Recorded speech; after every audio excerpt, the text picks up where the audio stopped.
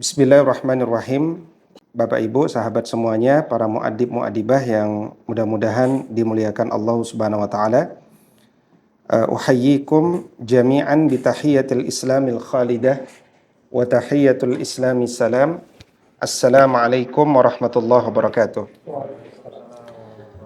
Alhamdulillah wassalatu wassalamu ala Rasulillahi wa ba'd. Alhamdulillah, dengan niat yang lurus dan semangat yang positif, pagi ini kita melakukan satu analisis untuk calon-calon murid. Namun terlebih dahulu kita lakukan sedikit konsolidasi bagi para wali muridnya, meskipun tentu saja mungkin tidak ada hal yang baru dari apa yang ingin disampaikan, namun untuk menyegarkan kembali. Karena itu jazakumullah khairah atas kehadiran ayah bunda semuanya yang hadir pada kesempatan pagi hari ini. Pagi ini yang hadir saya sebagai pembina, kemudian di samping saya ada Ustadz April, ya, calon muadib nantinya, dan juga ada Ustazah Sofa.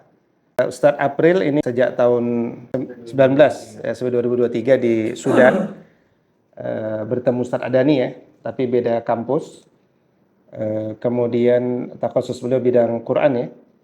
Kemudian Ustazah Sofa ini kuliah 3 tahun di Maroko. Jadi kalau kita ingin anak kita S1-nya hanya 3 tahun, ya ini bisa melalui Maroko. Nanti ini juga satu jalur-jalur ke depan bagaimana murid-murid kita punya beberapa pilihan.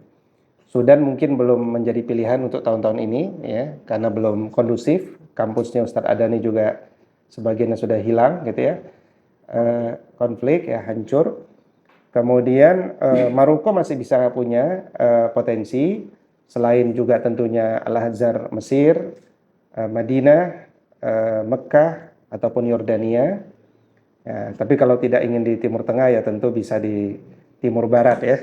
Ya, bisa di Eropa, bisa dimanapun. Hidup ini bebas. Yang penting murid-murid kita kemanapun dia belajar, mudah-mudahan dia sudah punya benteng atau filter, ya. Kesempatan kali ini kita ingin menyampaikan general studium terkait tentang smpAdab.id, ya, di mana cita-cita kita adalah melahirkan generasi beradab pemimpin abad 21. Saya banyak muter di beberapa institusi pendidikan. Ada pondok, misalkan dia menjalankan pendidikan, tapi fokus hanya pada akal. Ketika saya tanya, bagaimana fokus kepada jiwa? Dia katakan, seperti apa ya fokus pada jiwa? Dia masih bertanya. Dan ketika saya tanya program, memang tidak ada. Kemudian bagaimana fokus pada jasad? Nah, itu juga dia katakan nggak ada fokus pada jasad.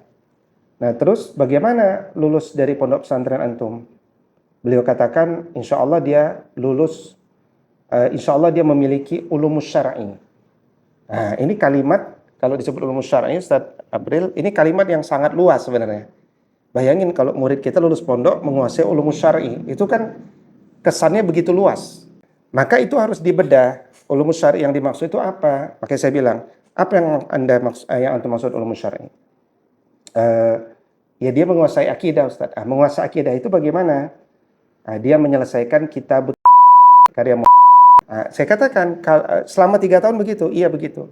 Kalau memang itu targetnya, dia belum menguasai ulumus syar'i, dia baru menyelesaikan satu kitab.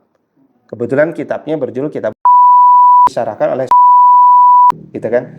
Seharusnya begitu maksudnya, bukan menguasai ilmu syar'i, tapi menyelesaikan satu kitab. Kami dan kita, saya kira 6 bulan ini terbiasa dengan sesuatu yang harusnya detail. Ya, misalkan kita nggak pernah bilang nanti lulus murid kita insya Allah soleh. Nah, itu kan nggak ke definisi, apalagi Ustadz ini dosen kan di UAI kan. Gimana yang disebut soleh? Kan harus ada alat ukurnya. Nah, maka kita harus membuat alat ukur itu. Ya, misalkan dulu ketika dibuat di SD, anak itu jasadnya kuat. Oke, jasadnya kuat bagaimana? Dia bisa blip test dengan ukuran katakan 7 kalau di SD kemarin kan. kemudian dia harus bisa berenang 4 gaya di kedalaman 3 meter, misalkan dia harus berolahraga setiap hari, itu programnya. Jadi kita ingin yang detail gitu. Di sisi lain ada satu pondok pesantren, saya katakan, apa nama pondok pesantrenmu? Pondok pesantren saya. Terus saya tanya, buku yang antum pakai apa? Erlangga, Ustaz. Saya gitu kan. Nah, ini kebetulan saya lagi ngajar mata kuliah supervisi pendidikan Islam. Kira-kira nyambung nggak sih? Anda menyambung nggak? Enggak, Ustaz. Terus kenapa dipakai? Nggak ada buku lain, Ustaz. Ustaz punya buku nggak biar kami beli? Kayak gitu kan. Enggak begitu tujuannya. Saya bilang, maksudnya kita kalau buat sekolah itu ada tanggung jawab.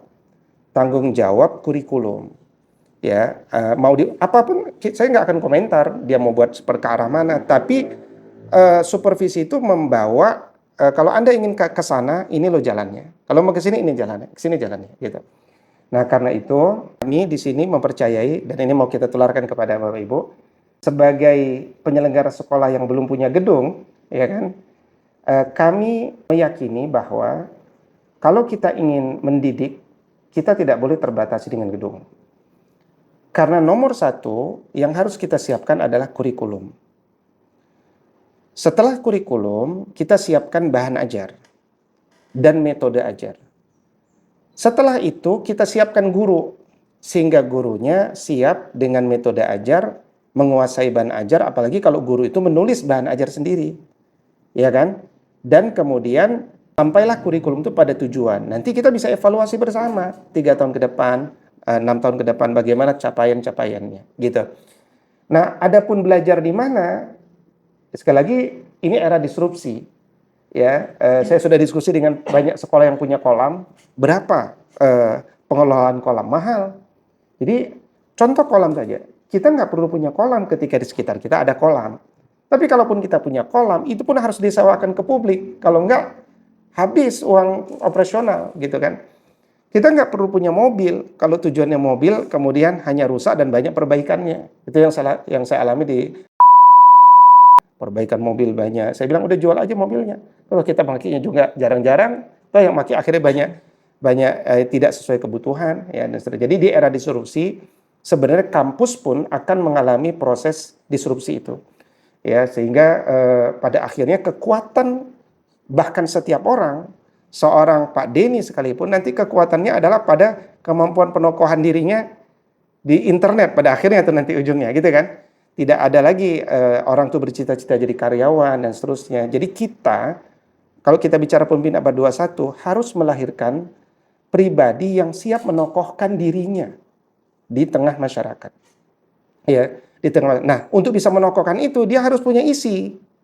Sekarang banyak generasi muda nggak punya isi, akhirnya dia jual diri, ya, entah jual kecantikannya, jual apapun, karena dia nggak punya isi. Nah, kita ingin orang tuh punya narasi yang bisa disampaikan ke publik, dia unik, dan karena itu dia bisa dikenal, memberikan value positif. Nah, itu capaian. Tapi jangan lebih lanjut lagi, Al-Quran menyuruh kita untuk membangun khalifatun fil ardi. Khalifatun fil ardi ini kan berat. Ini mewujudkan murid-murid yang siap percaya diri, ketemu dengan, nggak usah jauh-jauh deh, dengan Eropa, orang Malaysia dulu deh. Semua orang Malaysia dia percaya diri, sama Singapura dia percaya diri, gitu kan. Baru kemudian kepada orang Cina dia percaya diri, kepada Eropa, pada Amerika dia percaya diri. Kenapa?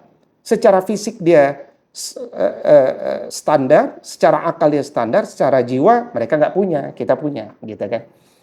Nah, seperti itulah kita ingin membuat kurikulum.